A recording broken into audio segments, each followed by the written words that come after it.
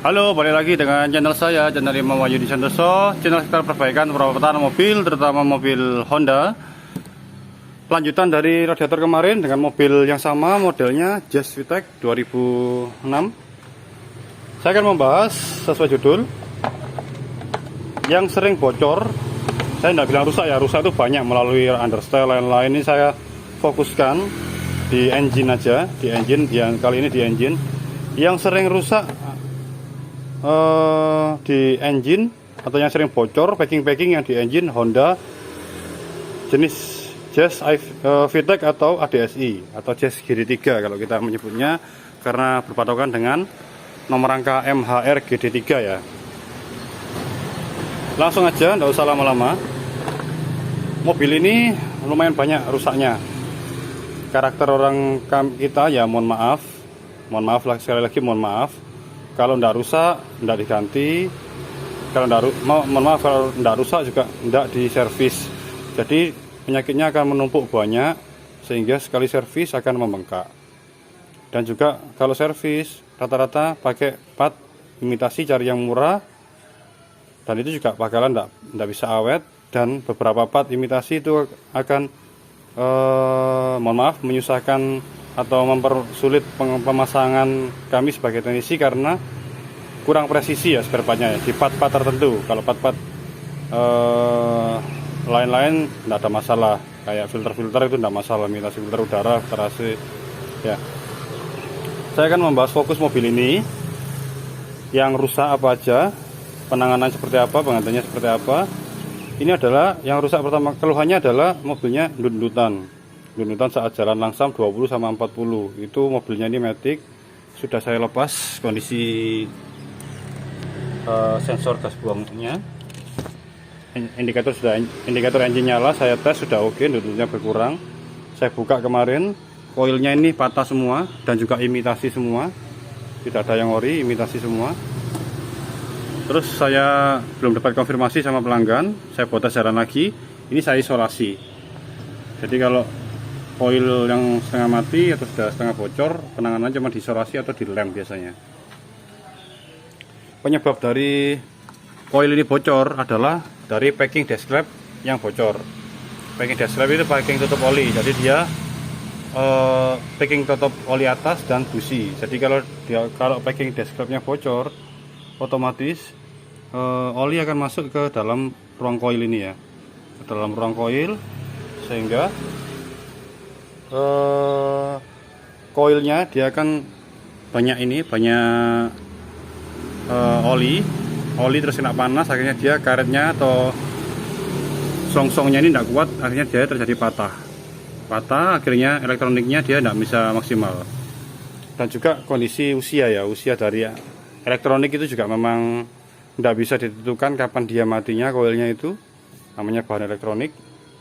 Yang satu tadi adalah yang perlu diperhatikan untuk mobil tipe ADSI VTEC Jazz GD3 adalah ini packing deskclap. Sekali kelihatan rembes, kalau bisa langsung ganti, karena efeknya langsung ke koil. Koil ini harganya mahal, originalnya kalau tidak salah sekitar 1,4 sampai 1,5 harga di dealer.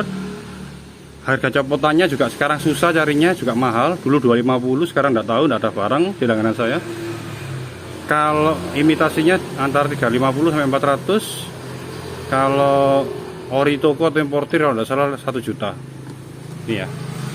Terus yang perlu diperhatikan lagi adalah tetap di packing bagian atas, packing plug camshaft.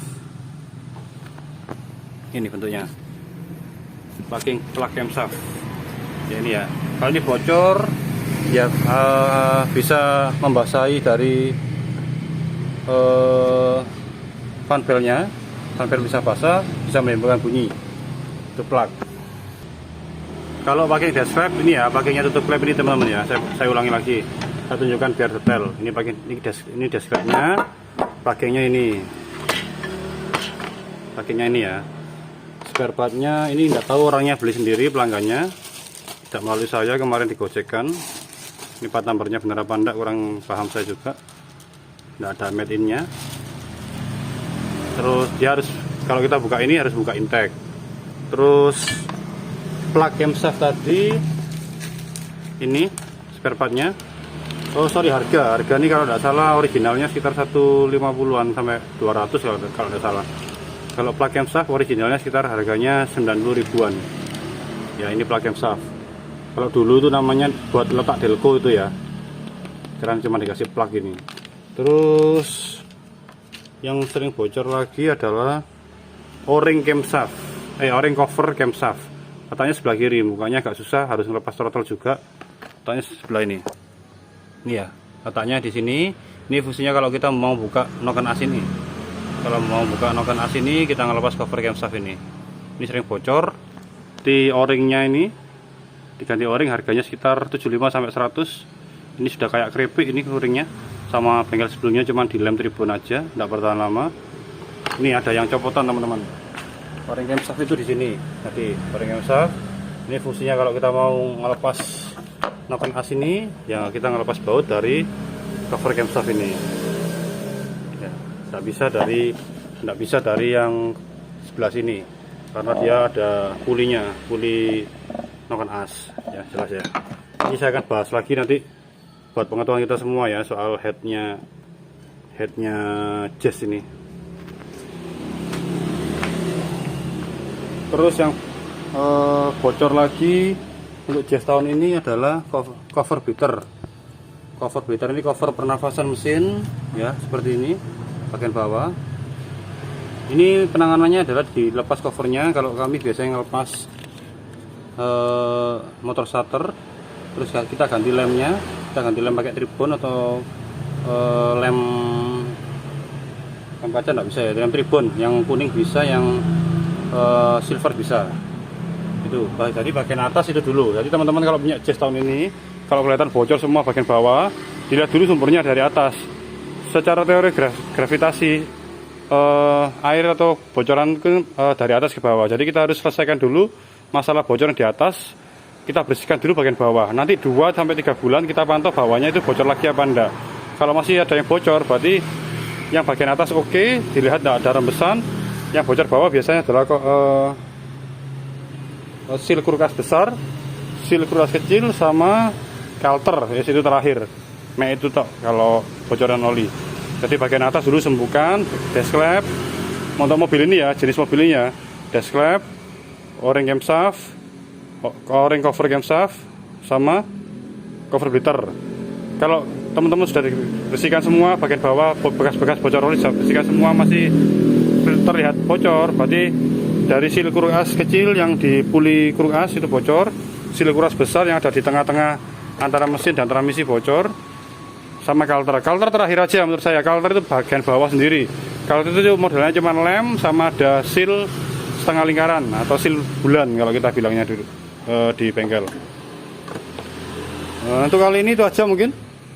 Kalau yang lain-lain kebocoran dari cover plug, cover o-ring cover camshaft, cover beater itu tidak merusak ke komponen lain, cuman ya bocor, oli bisa cepat habis. Kita sering-sering ngecek oli.